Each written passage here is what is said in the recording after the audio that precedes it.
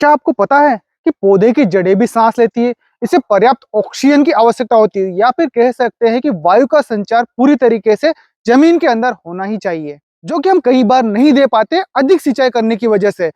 खेत हल्का सा भरा पाया और फिर पानी डाल दिया।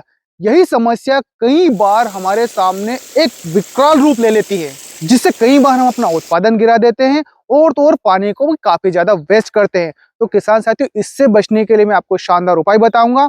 और यहाँ पर हमें देखना है कि हमारे खेत में हमें सिंचाई कब करनी है। कई बार देखा जाता है कि कई वेराइटियां 5 या 6 सिंचाई में होती है, और वो आपके खेत पे भी डिपेंड करता है कि वो 2 सिंचाई में आ जाए या 3 सिंचाई या 4 सिंचाई में भी आपकी फसल पककर तैयार हो जाएगी। तो यहाँ पर हम यह भी जानेंगे कि खेत में हमारे फसल में पानी कब कब देना है। इस बात को किस प्रकार नोटिस किया जाए या जांचा जाए। यही ऑक्सीजन ग्लूकोज को तोड़कर एटीपी नामक ऊर्जा बनाती है। उससे पौधा जमीन से पानी पर्याप्त मात्रा में खींचता है, साथ में जितने भी उसे पोषक तत्वों की आवश्यकता होती है वह काफी आसानी से ले पाता है। और तो और जड़ों में नई ऊतकों का निर्माण होता है। साथ ही गुच्छेदार जड़ें, जिन्हें हम कहते हैं बालों वाली जड़ें हैं, इनका विकास होता है। यही जड़ें पौधों के लिए काफी मायने रखती है। इन्हीं जड़ों से पौधे काफी आसानी से पोषक तत्व ले पाते हैं। साथ ही जड़ों की सेल्यूलर मरम्मत होती है, जिससे पौधे की रोग प्रतिरोधक क्षमता काफी बढ़ जाती है। जब हम अधिक सिंचाई कर देते हैं तो जो हमारी एक्स्ट्रा जड़ें, जो बालों वाले गुच्छे, इनका विकास नहीं हो पाता है।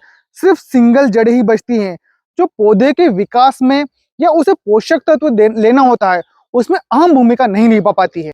तो यह जांचने का एक काफी आसान तरीका है कि हमारे खेत में सिंचाई कब करना है।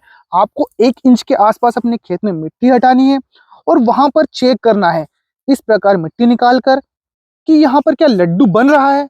अगर जो ये मिट्टी का लड्डू बन जाता है तो समझ लीजिए कि अभी हमारे खेत में सिंचाई की आवश्यकता नहीं है।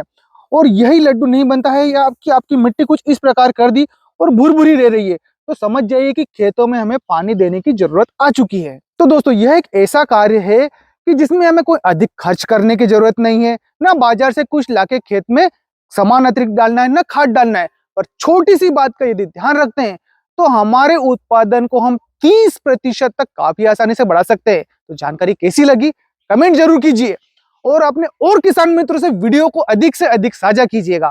धन्यवाद।